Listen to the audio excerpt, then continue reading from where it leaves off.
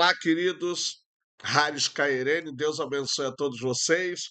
Hoje, mais uma aula de escola dominical, a terceira lição, gente, a 13ª lição da revista da escola dominical CPAD.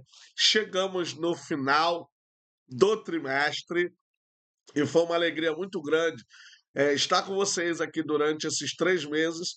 Próxima lição, vamos trabalhar sobre promessas de Deus.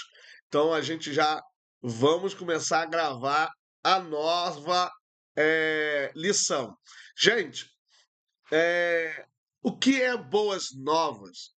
O que é receber boas notícias? Então, essas e outras questões nós vamos ver nesta lição.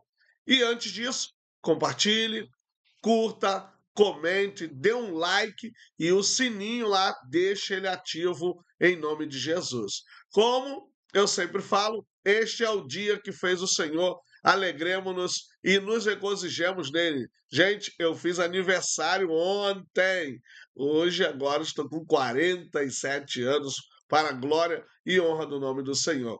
O texto em classe, Esther, capítulo de número 8, versículo 4 ao 8, capítulo 9, versículo 29 ao 31 e capítulo 10, versículo 1 ao 3. Então são assim leituras de 3, 4 versículos em cada capítulo. Então vamos lá na nossa introdução. Finalmente, chegam boas notícias para o povo judeu e a portadora das boas novas é Esther. Com isso, chegamos à última lição desse trimestre, conscientes de que o Senhor, nosso Deus, está operando, mesmo que nos bastidores. Ele não precisa ficar falando toda hora, mas está agindo e é isso que importa. Ele ficou 13 anos sem falar com Abraão. E essa ideia de que Esther foi a portadora das boas novas, lembra também aquela mulher que viu Jesus ressuscitado e disse: vá aos meus irmãos e diga que eu estou vivo. É uma mulher que vai levar boas novas da ressurreição de Jesus. Eu acho engraçado as pessoas hoje dizendo que a Bíblia ela é machista, quando na verdade as primeiras pessoas a verem Jesus ressuscitado foram as mulheres. E elas que dão as boas novas aos homens. Então, é muito importante o trabalho feminino na obra do Senhor. O pedido de defesa aos judeus e a concessão do rei. Lembrando que no banquete tudo já foi esclarecido, tudo já foi revelado. Então, essa é a primeira grande sessão. Tudo já foi ali revelado, tudo já foi é, desmascarado. Então, a Amã já sabe que ele está numa fria e o rei também já está tomando providências. Então, agora vai pedir aí o direito de defesa, porque o decreto não poderia ser desfeito. Então, os judeus precisavam, pelo menos, se defender com qualquer um que viesse contra eles, dentro daquela lei que mandava exterminar os judeus naquele determinado período. A humildade de Esté e sua súplica. Assuero foi devidamente informado da gravidade do decreto redigido por Amã e assinado com seu anel. No dia 13 do 12º mês, o mês de Adar, entre fevereiro e março de nosso calendário, os inimigos dos judeus poderiam matá-los em todas as 127 províncias do extenso Império Persa, o que poderia ser feito para evitar esse extermínio em massa ou esse genocídio. De maneira reverente e com toda humildade, Esther suplicou ao rei que revogasse sua ordem, pondo fim ao intento de Amã. Assuero fez ver à rainha que já havia tomado as medidas que estavam ao seu alcance, como o enforcamento de Amã mas que não poderia revogar o decreto assinado. Então você vê que a coisa era tão séria. E isso aqui deve trazer para nós um ensinamento muito importante. Nossas decisões e nossas atitudes precisam ser tomadas com muita coerência, com muita meditação, pensamento, diálogo, se a gente é casado, e também escolher pessoas apropriadas para nos aconselhar, para nos dar orientações, pessoas espirituais, pessoas sábias, que não sejam fofoqueiras, mas sábias, sensatas, para que a gente venha ter essa capacidade de tomar a decisão certa. Então foi feito aí um decreto, agora o decreto não podia ser revogado. Então você vê que, dependendo da atitude que nós tomarmos, dependente do que nós fizermos, trazer consequências duradouras para a nossa vida, para nossos familiares, para os nossos entes queridos. Então vamos tomar cuidado, gente. Vamos sempre orar ao Senhor para pedir orientação e graça, né? Então havia ainda um desafio para os judeus: confiar em Deus não nos isenta de fazer a nossa parte. Então, não é sentar no sofá, como diz lá o provérbio, né? Cruzar um pouco os braços, estender um pouco as pernas. Essa é a tarefa do preguiçoso.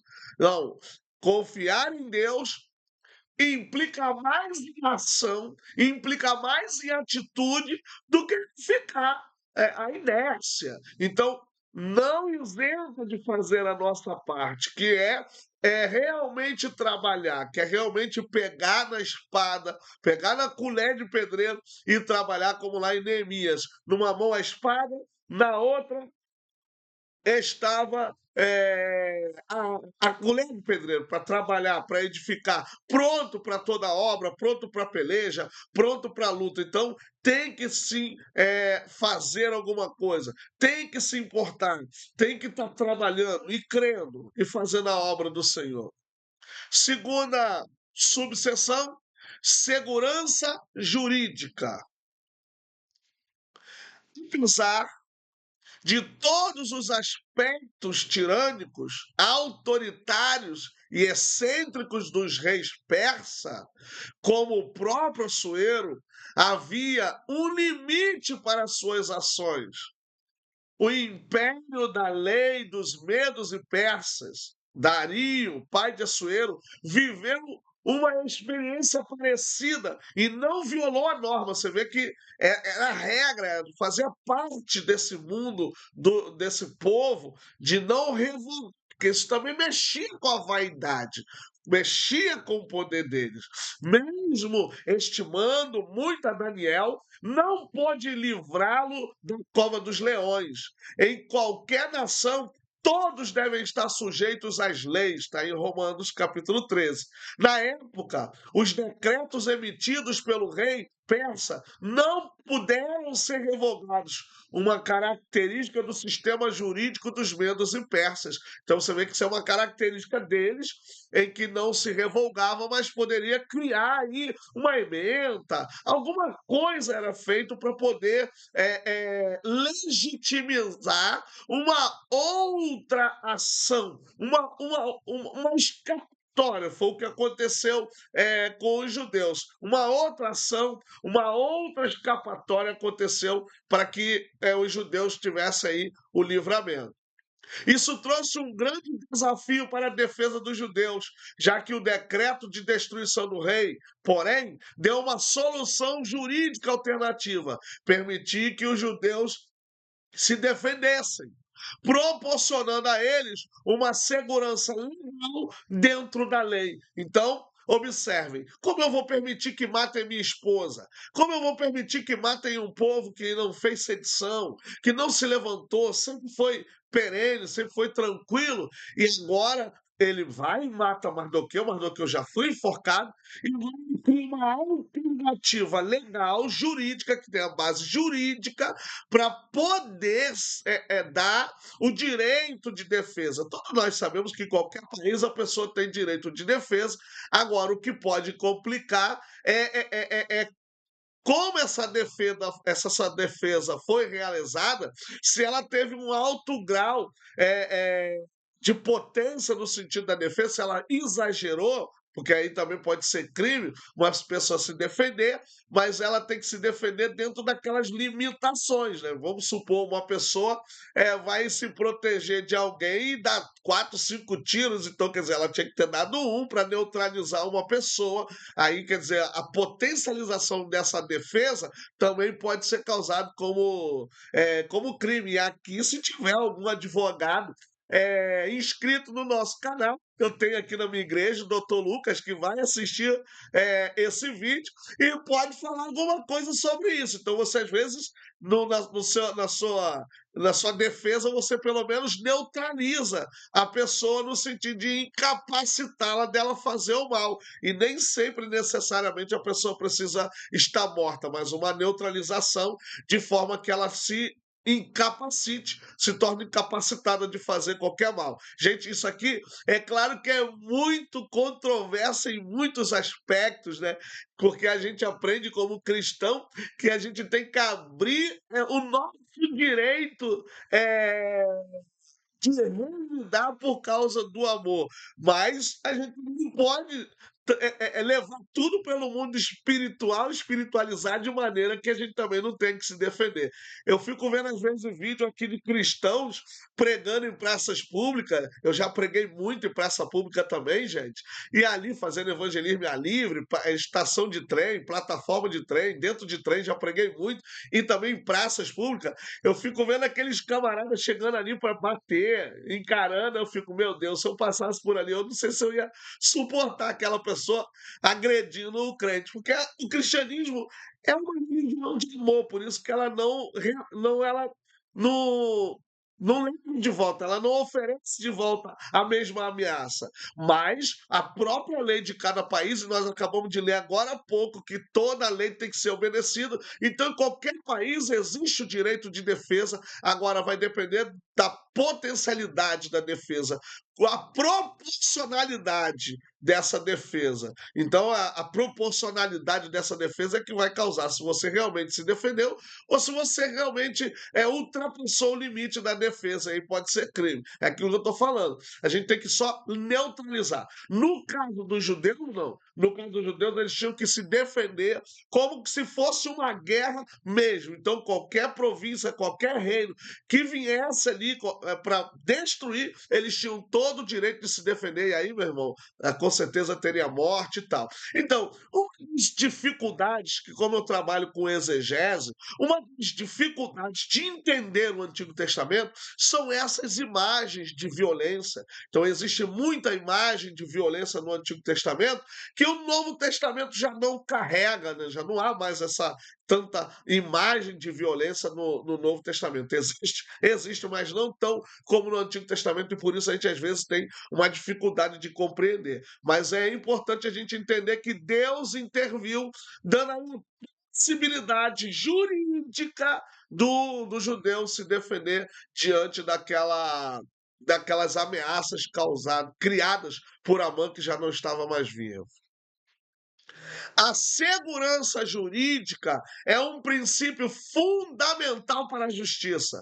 Nesse contexto, ela garantiu que os judeus precisaram eles precisaram de respaldo legal para proteger suas vidas e propriedades.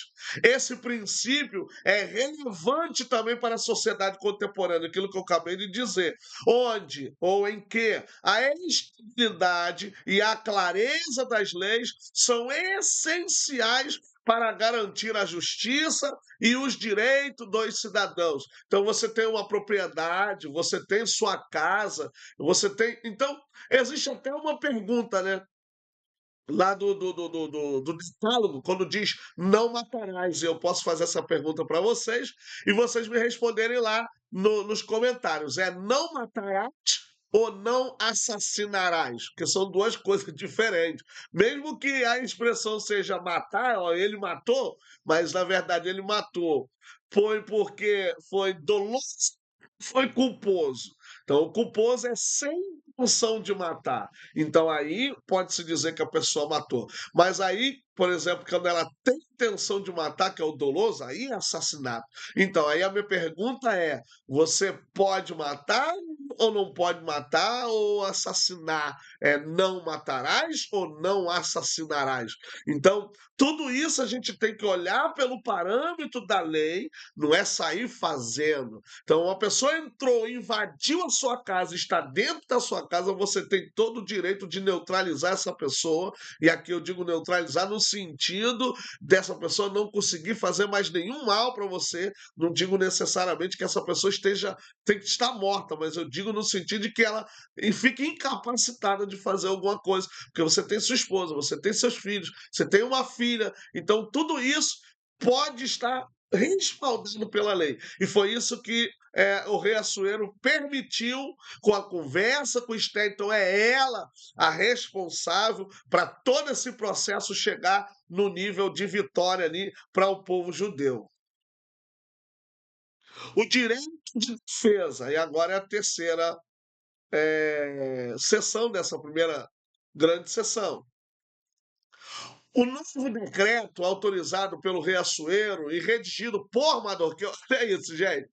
Mardoqueu ia ser morto, era ele que ia ser enforcado.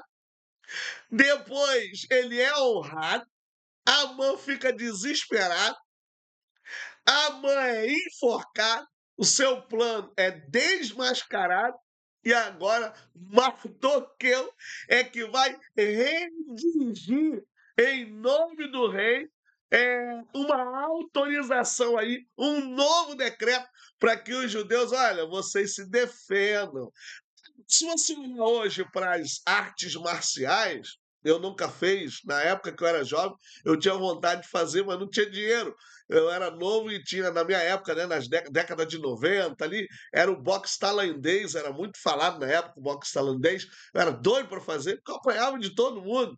Então eu queria fazer para me defender. Então a gente vê hoje que uma das regras das artes marciais é a defesa, é para a pessoa se defender, porque as artes marciais ela traz, ou elas, dependendo do plural aqui, ela oferece é, disciplina, a pessoa se torna muito disciplinada. Tanto é que um lutador que briga na rua é considerado também como crime, potencializa essa agressão, porque ele é um lutador, principalmente se ele for um profissional. Então, gente, o certo é se defender, se defender. Hoje, nas cidades, nas grandes metrópoles, as defesas possíveis que as pessoas têm hoje é um carro blindado, é, evitar sinal fechado em algumas ocasiões do horário da noite. Então você vê que as pessoas tentam se defender de todas as maneiras para poder fugir da violência,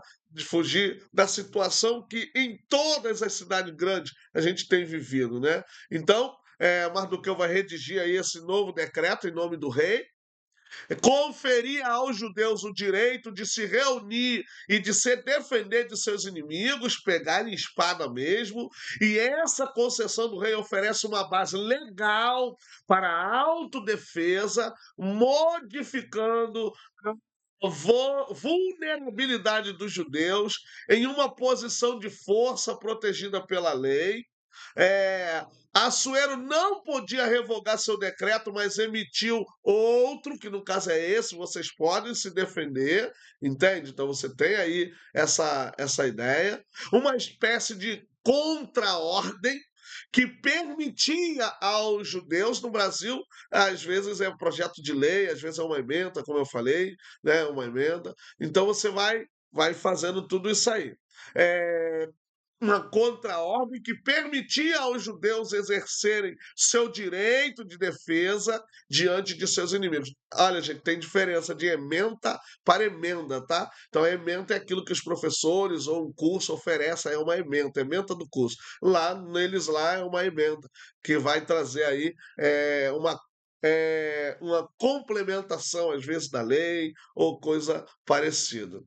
Então aqui você tem essa contra-ordem que vai permitir aí a defesa diante de seus inimigos no dia assinalado no decreto anterior, que está em Ester 8, do 8 ao 13. Então ali tem um dia determinado. Então nesse dia determinado, nesse mesmo período, Israel tinha a liberdade de se defender. O texto nos faz entender que havia em todo o reino grupos sistematicamente hostis aos judeus. Sanbalate, Gesem, Tobias. Claro que isso num período ou anterior ou posterior, quando vão construir as muralhas, reconstruir, quando vão reconstruir o templo, reformar a cidade. Você tem os inimigos, você tem os opositores. Você vê que tem hora que a obra para, tem hora que tem desânimo, porque sempre tem aqueles grupos. Então havia sim muitos grupos hostis e eles deveriam aí se defender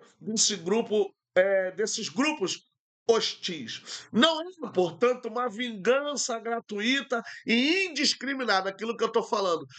Não é aproveitar do direito de defesa para se vingar. Não, é simplesmente para se defender. Então, eles tinham direito ali de defesa, gente, de apenas se defender. Então, é isso que a gente precisa. A gente precisa de defesa.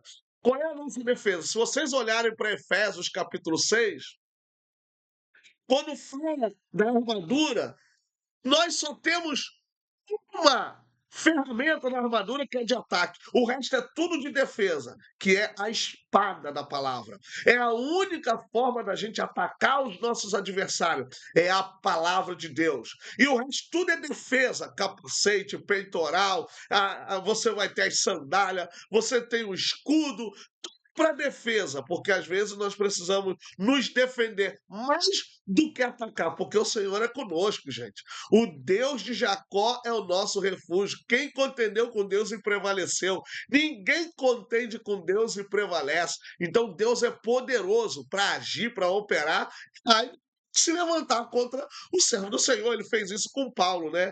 E por que está me perseguindo? Duro é contra ti recalcitrar contra os aguilhões do Senhor. Ele pergunta: quem és tu? Eu sou Jesus a quem persegue.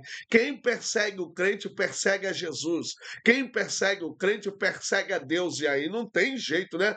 E uma vez entrando nesse caminho, a única volta é o arrependimento. Então, Deus esteve ali dando livramento para o seu povo, continua dando até hoje e hoje também dá livramento para a sua igreja. Né? Nós recebemos muito livramento. Segunda grande sessão, a Raiz Té escreve boas notícias para o seu povo. A comemoração dos judeus. A Raiz Té, após a concessão do direito de defesa aos judeus, viu seu povo triunfar sobre os inimigos que planejavam exterminá-los. Este é 9. Me desculpa aqui, gente, ó, tem um erro ali, não é 99, este é 9, 1 e 2. Esqueci de botar o ponto ali. O livro foi uma vitória apenas militar, mas espiritual, pois se confirmou aí nisso, né? Esse livramento foi celebrado com grande alegria entre os judeus, uma resposta à ameaça de destruição transformada em motivo de festa e celebração. Por que aqui uma vitória também espiritual? Porque traz sempre para o povo judeu aquela ideia de que Deus não os abandonou, de que Deus está com ele e que os outros reis, as outras nações trabalham também com deuses. Então eles sempre davam a ideia da vitória aos deuses. Então você também tem uma vitória espiritual no aspecto de que Deus está restaurando o judeu, mas que Deus também está mostrando para todas as nações: eu sou o único Deus. Então esse livramento aí foi celebrado com grande alegria, uma resposta a tal ameaça. A vitória resultou na instituição aí da festa do Purim. Tá vendo, gente? Eu esqueci só no ponto ali no primeiro, na primeira referência de Esther, porque aqui embaixo eu já coloquei. Às vezes acontece erro de digitação. Doqueu decretaram que os dias 14 e 15 do mês de Adar, como nós já falamos lá, entre fevereiro e tal, ali naqueles meses, seriam realizados anualmente como dias de festa, alegria, troca de presentes, e Purim simboliza a reinversão completa do destino dos judeus, transformando um decreto de morte em um tempo de vida, vitória e redenção. Olha o que Jesus fez conosco. Nós também festejamos esse dia no sentido de que Jesus transformou, reverteu a nossa situação de mortos, de pecadores, para alguém agora vivo, e nós festejamos na ceia, nós festejamos nos cultos, nós festejamos no dia a dia. Quem é que não lembra do dia da sua conversão? Quem é que não lembra, gente? Eu já estou com mais de 30 anos, eu lembro do dia da minha conversão. Então, assim, o dia que Deus realmente impactou a minha vida, transformou a minha vida. Então, não tinha como os judeus, eles comemoram até a atualidade, essas festas que vão trazer alegria, rememoram aí os judeus. Então, e o povo judeu, o povo israelita, eles têm muito esse poder de memória, né? Porque existia a tradição oral e isso foi perpetuado, vem sendo passado. Então, eles, quando fazem essas memórias, gente, eles vão lá naquilo que Deus fez lá no passado e continua fazendo na atualidade. Deus é muito tremendo, gente. Deus é muito tremendo. Os judeus, desculpa, os judeus celebraram com banquetes, regozijo e comunhão, expressando gratidão pelas exceções divinas que lhes concederam segurança e proteção. A comemoração marcou um tempo de unidade, com todo o povo participando das ações. Você vê que traz uma unidade ao povo. O foco da celebração também estava na solidariedade, pois a festa incluía a prática de dar presentes e alimentos aos pobres, demonstrando o caráter comunitário. Então você vê que existia essa questão comunitária. Então traz mais união. Infelizmente, a gente não vê isso em muitos lugares, mas às vezes você vê em lugares, por exemplo, nos Estados Unidos, quando há uma tragédia, eles não aumentam o preço, eles dão as coisas de graça, que no Brasil é o contrário. No Brasil, se acontece uma catástrofe, os comerciantes aumentam o preço de maneira exagerada, não facilitam. Gente, isso é inacreditável e inadmissível. Entende? Passando-se uma calamidade, deve-se olhar as necessidades e facilitar o máximo possível o acesso dos necessitados a esses utensílios, esses benefícios para suprir a necessidade dessa pessoa que agora perdeu tudo, não tem como viver, não tem como fazer. Mas, infelizmente, é assim. No povo de Deus também não pode ser assim. A igreja precisa ter esse mesmo espírito que os judeus tiveram, de que saindo dessa calamidade, saindo dessa ameaça real, porque uma coisa é você ouvir alguém ficar falando outra coisa, é a ameaça ser real. E aí você sai daquele drama e olha para os necessitados com um olhar de empatia, você começa já a estar sofrendo junto com. Então é importante, é de suma importância a gente ter essa perspectiva. A festa de Purim se tornou um marco no calendário judeu, sendo celebrada até os dias de hoje, como eu falei, como uma lembrança do livramento histórico obtidos sob a liderança de Esté e Mardoqueu. Além de ser uma festa de alegria, Purim mantém viva a memória da intervenção de Deus, ali está no minúsculo, desculpa, na história de Israel, preservando a identidade. Era isso que Deus queria fazer, preservar a identidade do seu povo. Por isso que o judeu não podia ter essa mistura, para manter essa identidade cultural. Claro que com a vinda de Jesus, aí Deus derruba toda a separação, não há judeu, não há grego, não há escravo, não há livre, e agora nós somos povo de raça, tribos, línguas e nações, todos reunidos para formar a grande igreja de Cristo Jesus. Então, a gente voltando aqui, a carta e o decreto de Esther. Depois da primeira carta enviada por Mardoqueu, Esther E o primo escreve em uma segunda carta, confirmando a instituição da festa de Purim, com 2 dias de duração. Era a primeira vez que a rainha Esther se dirigia ao seu povo. Olha, gente, como muda a perspectiva. Ao sair de sua pena, a instituição da festa estava fundamentada, agora em um decreto real. A festa entrou definitivamente no calendário judeu e é comemorada até os dias de hoje. Esther, com sua carta e decreto, solidificou sua posição como uma figura importante na história do povo judeu. Por isso tem o seu livro aí reconhecido como canônico. Sua coragem e sem o nome de Deus dele. Sua coragem e liderança serviram de exemplo para as futuras gerações e sua habilidade de influência nas decisões reais. Gente, quando a mulher quer fazer, quando a mulher quer ter, ela não precisa de cargo, ela não precisa de título, ela sai como uma plebeia e chega à realeza como rainha. Hoje nós temos título para tudo quanto é lado, hoje mulheres têm todos os títulos na igreja possíveis iguais aos homens e às vezes a gente vê uma demanda muito grande ainda. Então, quem realmente quer fazer não olha para a vaidade do cargo, do título, porque o que nós temos na Bíblia não são cargos e títulos, são ministérios. Então, as pessoas precisariam olhar mais isso como ministério. Terceira subseção, a exaltação de Mardoqueu. Mardoqueu, que inicialmente era apenas um oficial no palácio, foi reconhecido pelo seu ato de lealdade ao rei quando revelou a conspiração contra Assuero. Após a queda de Amã, o inimigo dos judeus, Mardoqueu, foi elevado à posição de honra que anteriormente transferiu a Amã. Era dele. Ele apenas substituiu Amã, mas também recebeu o anel real que simbolizava a autoridade sobre os assuntos reais. Olha, mais um plebeu que entra agora no império. A exaltação de Mardoqueu não foi apenas uma posição cerimonial. Ele foi colocado como segundo no comando, logo abaixo do rei, o que lhe conferia grande poder sobre o império. Então não teria como mais matar esse povo, né? Não tem, mas o camarada agora é o segundo do rei.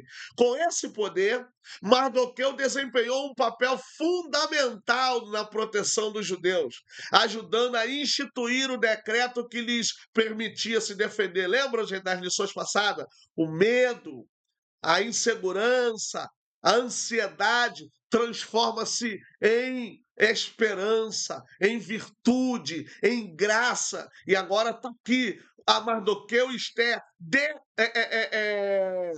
desfrutando daquilo que eles tinham, que não tiveram medo, encararam a morte diante do rei, encararam a morte diante de Amã e hoje se posicionaram, hoje que eu falo nesse sentido aqui, desse contexto, e se posicionaram e agora estão usufruindo, porque assumiram posições de destaque. Sua posição de influência foi usada para o bem de seu povo, refletindo sua integridade. Gente, estamos num período eleitoral, né, gente? Fica o povo, nós vamos defender a igreja.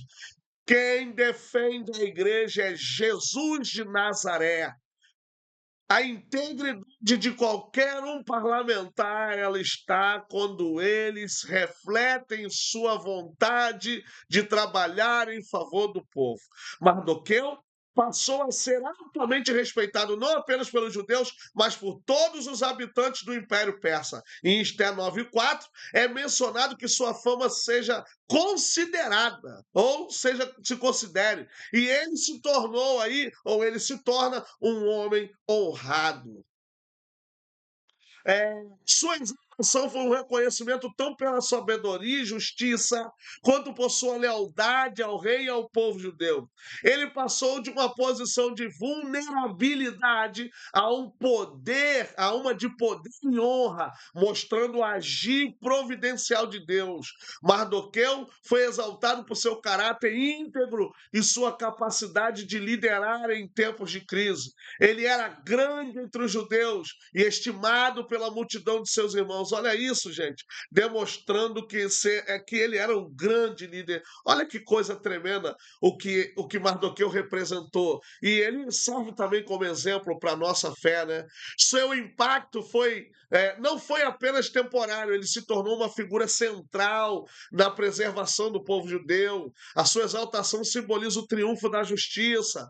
A ascensão de Mardoqueu é aí a posição de autoridade, é também um testemunho da intervenção divina. Então Deus vai aí usar uma situação para reverter o mal planejado aí contra os judeus. Então Mardoqueu, no caso, vai ser um instrumento central nesse plano. E a exaltação dele é aí vista como uma manifestação da justiça divina, onde há ao mesmo tempo a humildade e aí você tem também a exaltação e o ímpio como Amã é derrubado. Então ele ao mesmo tempo tem a sua humildade, ele é exaltado na humildade e o ímpio aí no caso é derrubado. Lembra da Bíblia? Deus abate os exaltados, mas exalta os humilhados. Então os exaltados ele abate, mas os humildes ele exalta. Então que a gente venha ter essa perspectiva aí, gente, de humildade, hein? Terceira e última grande sessão. A mulher é chamada por Deus para ser relevante no mundo. Uma mulher notável, Mardoqueu e Esther exerceram um papel de altíssima relevância no Império Persa, principalmente em relação ao povo judeu. Para isso, não foi preciso disputa ou inversão de papéis. Esther chegou ao cargo de rainha sob profundo respeito, obediência e honra ao primo Mardoqueu, que lhe havia criado como filha. Isso dá a ideia também dele ser mais velho. Mas mesmo que ele não tenha sido mais velho, ele é a figura ali paterna, né, por causa do patriarcalismo. E isso não trouxe nenhuma inveja, pelo contrário, é ele que encaminha para que ela se torne rainha. Na condição de rainha, soube ser humilde, prudente e muito equilibrada. A forma como se dirigia e honrava Assuero contrastava com a atitude irreverente de Vasti. A firmeza moral de Esther fez dela uma mulher notável. Ela entendeu o propósito de Deus para a sua vida, que nossas mulheres da atualidade. Ouvi muito aí vídeos e em congressos a palavra empoderamento em cima dos altares. Isso é uma palavra perigosa. Então a mulher precisa saber o seu papel na obra de Deus e o homem também reconhecer o seu papel. Não deve haver disputa, gente. Não deve haver disputa nenhuma. A guerra dos sexos. O termo dos sexos refere-se à disputa e ao conflito entre homens e mulheres, muitas vezes estimulado por disputas de poder e igualdade. Ao longo da história, esse conflito se manifestou de diferentes formas, tanto nas esferas sociais quanto culturais e políticas, e lamentavelmente também no mundo religioso. No entanto, a história de Esther transcende essa noção de rivalidade. Ela ilustra como homens e mulheres podem colaborar para o bem comum, como no caso de Esther e Mardoqueu, que trabalharam juntos para a vitória do seu povo. É isso, gente. Não tem que haver essa disputa. Quem é mais forte? Quem é o melhor? E isso está ficando feio demais. Até agora também com esses prêmios que estão existindo aí no mundo religioso. Gente, tudo visando a pureza do evangelho. Então, a Bíblia foi escrita num período patriarcalista? Foi. Ela é válida para a atualidade? Sim. E cada um precisa saber da importância do seu trabalho e do seu papel na obra do Senhor, sem essa guerra de sexos, né? A ascensão de Esther à posição de rainha não representou uma guerra contra os homens do seu tempo, mas sim o cumprimento de um propósito maior. Ela não precisou desafiar o poder masculino de forma destrutiva, mas usou sua sabedoria e conhecimento. Ah, por que a mulher tem que ser sábia? Porque tudo fala sobre a mulher, porque é ela, gente. É a mulher que tem essa capacidade de conquistar, de conseguir muito mais coisa do que o próprio homem, gente. É a mulher. Sua história nos ensina que o papel da mulher no plano de Deus vai além de lutas de poder ou rivalidades. Esther exerceu liderança sem precisar entrar em confronto direto com as figuras masculinas. O verdadeiro impacto de uma mulher no mundo não está em lutar contra os homens, mas em cumprir seu papel com excelência, confirmando que sua relevância vem de Deus, que a capacita para atuar de forma decisiva em momentos críticos. Observem uma coisa. É, a gente tem essa luta, quem perde é a palavra, quem perde é a própria igreja. A igreja que vai perder isso.